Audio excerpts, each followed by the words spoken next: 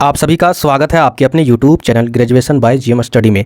आज की वीडियो में हम लोग यूनिट 2 को कवर करने वाले, ठीक है, यानी क्लासिफिकेशन ऑफ इंडियन हिस्ट्री को। मैं पिछले वीडियो में क्या बताया था कि हर एक यूनिट आपका इंपॉर्टेंट नहीं है, हर एक यूनिट से आपके एग्जाम में क्वेश्चन नहीं पूछे जाते हैं, लेकिन यूनिट 2 ऐसा इंपॉर्टेंट टॉपिक है जिससे आपके मेजर पेपर में तो क्वेश्चन बनेंगे ही, बहुत सारे इंपॉर्टेंट क्वेश्चन, और साथ ही साथ जिसका MDC, ठीक है, मल्टी डिसिप्लिनरी वाला कोर्स है, उनके लिए भी ये जो यूनिट है ना, ये यूनिट से बहुत ज़्यादा इंपॉर्टेंट क्वेश्चन बनते हैं। तो जो भी स्टूडेंट है जिनका मेजर पेपर है वो तो इस वीडियो को देखेंगे ही, साथ ही साथ जिनका माइनर पेपर है वो भी इस सीरीज को देखेंगे, ठीक है। एक ही वीडियो में तो कवर नहीं होगा। आज के वीडियो में हम लोग क्लासिफिकेशन ऑफ इंडियन हिस्ट्री को डिस्कस करेंगे।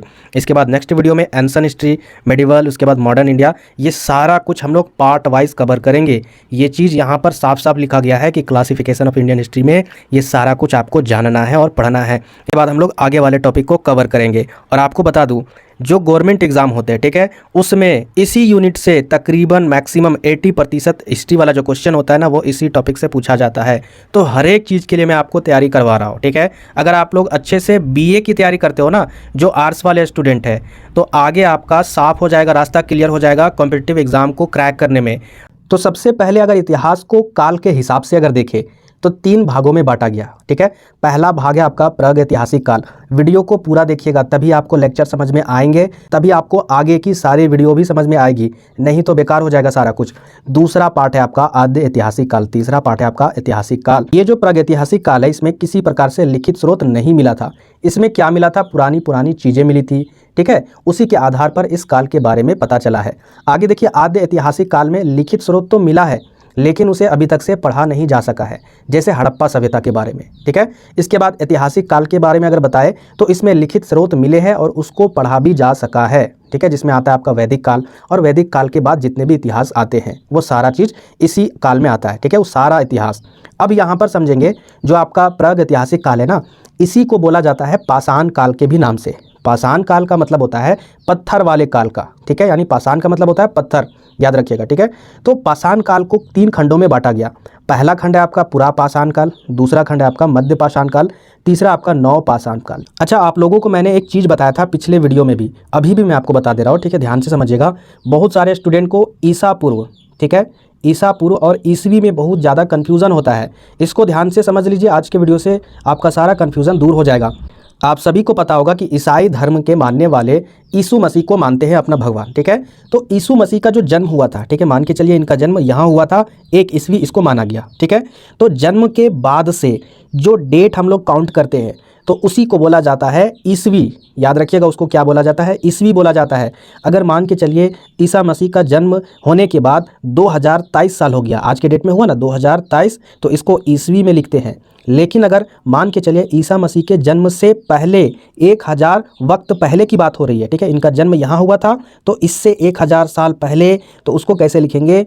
1000 ईसा पूर्व, ठीक है। पूर्व का मतलब होता है पहले, तो 1000 ईसा पूर्व जहाँ भी लिखा होगा, इसका यही मतलब है कि ईसा मसीह के जन्म से 1000 साल पहले की ये घटना है। तो उम्मीद करते हैं आप लोग ईस्वी और ईसा पूर्व में समझ गए होंगे कि किसे कहा जाता है। तो यहाँ पर जो चीज़ लिखा हुआ ना कि पूरा पाषाण काल का जो समय था वो आपका 25 लाख से 9000 ईसा पूर्व तक। अब यहाँ पर देखिए 25 लाख तो ये बहुत बड़ा है, फिर 9000 कैसे हुआ? तो समझिए, यहाँ पर जो ईसा मसीह है ना, उनका जन्म से जितना आगे जाएगा तो उतना बढ़ेगा, लेकिन उसके नज़दीक जितना आओगे उतना घटेगा ना। तो वही चीज़ है, यहाँ पर अगर 25 लाख होगा तो उसके इधर में नज़दीक आते आते समय, यानी आज के टाइम में समय बीतते बीतते 9000 तक आ गया होगा। इसीलिए इस तरीके से आपका नंबर घटते हुए दिखेगा ईसा पूर्व में, जबकि ईस्वी में नंबर बढ़ते हुए दिखेगा। समझ में आया? अब यहाँ पर देखिए मध्य पाषाण काल, इसका जो काल है वो आपका 9000 से 4000 ईसा पूर्व के बीच में था। नव पाषाण काल में ये आपका 4000 से 2500 ईसा पूर्व में था।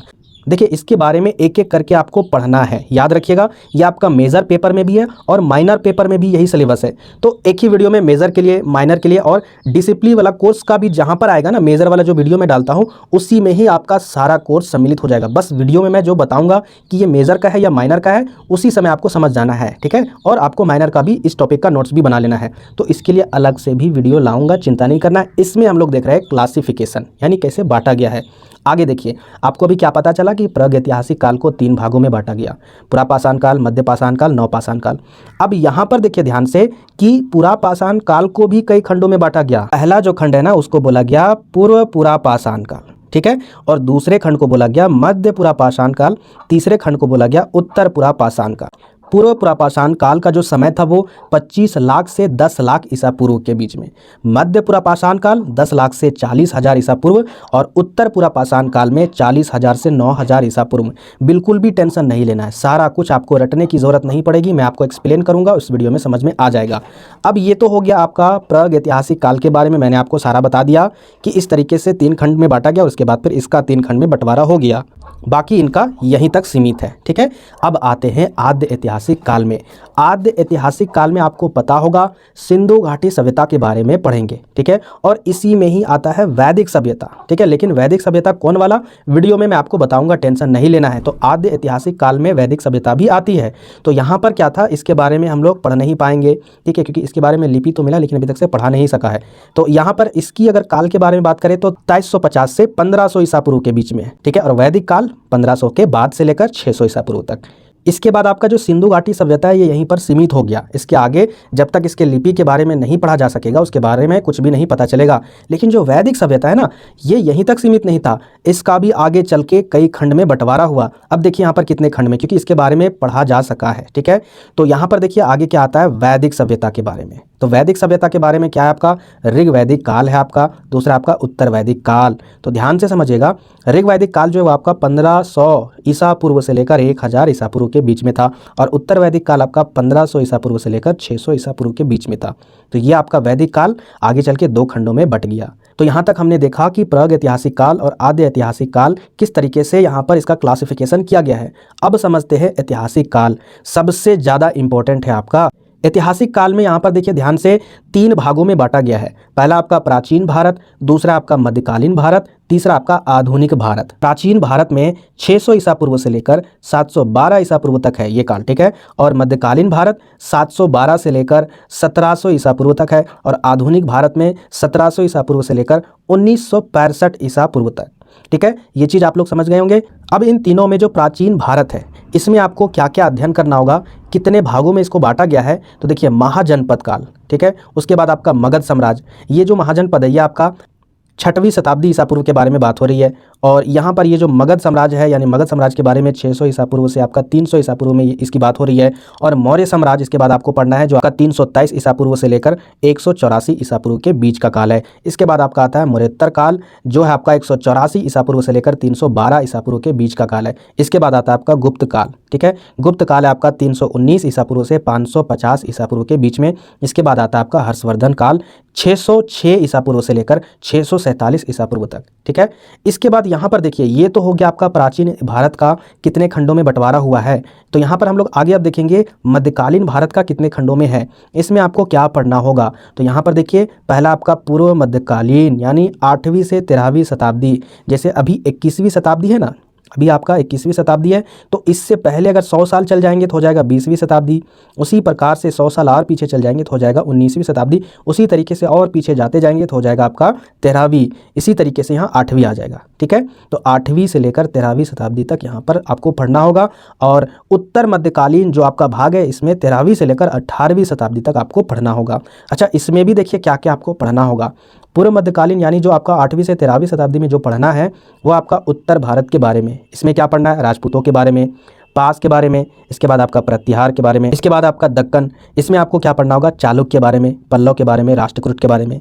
इसके बाद अगला भाग है आपका दक्षिण भारत, इसमें क्या पढ़ना है आपका चेर, पांड्य, चोल, राष्ट्रकूट, ठीक है। यानी यहाँ पर जो भारत का क्षेत्र है ना इस क्षेत्र को बांट दिया गया है, ठीक है। ये उत्तर भारत है जो हम लोग के एरिया में आता है, हम लोग है ना जैसे झारखंड, बिहार जो भी है ये सारा उत्तरी भारत में आता है। और दक्कन ये पठारी इलाका है, ठीक है, यानी दक्कन देखा जाए तो ये पठारी इलाका है, हम लोगों का ही एरिया आता है। और ये जो दक्षिणी भारत है ना ये आपका साउथ इंडियन है, साउथ के तरफ का। तो उन तीनों के इतिहास के बारे में यहाँ पर डिटेल से देखेंगे। इसके बाद उत्तर मध्यकालीन में क्या देखेंगे, यहाँ पर देखिए तो उत्तर भारत इसमें भी है। उत्तर भारत में क्या क्या इतिहास पढ़ना है, मतलब इस काल में 13वीं से 18वीं तक, यहाँ तक भी वही चीज़ देखना है कि उत्तर भारत में क्या पढ़ना था, तो वो 8वीं से 13वीं तक था।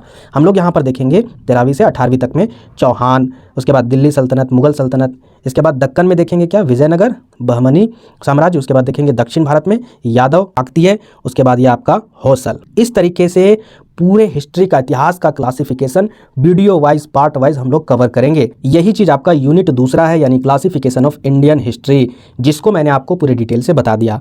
अब यहाँ पर हम लोग आगे क्या देखेंगे कि इस क्लासिफिकेशन ऑफ इंडियन हिस्ट्री के अंतर्गत में एंशियन हिस्ट्री, मेडिवल हिस्ट्री और मॉडर्न इंडिया, इन सभी के बारे में एक एक वीडियो में हम लोग लेक्चर के हिसाब से देखेंगे। ठीक है, अभी भी मैं आपसे रिक्वेस्ट करता हूँ वीडियो को शेयर कीजिए। बहुत सारे अभी भी स्टूडेंट हैं जिनके पास मेरा चैनल नहीं पहुँचा है, वीडियो नहीं पहुँचा है, तो उनके पास पहुँचाइए, ताकि जितना ज़्यादा मेरे वीडियो में व्यूज़ आएंगे उतना ज़्यादा मुझे मोटिवेट मिलेगा।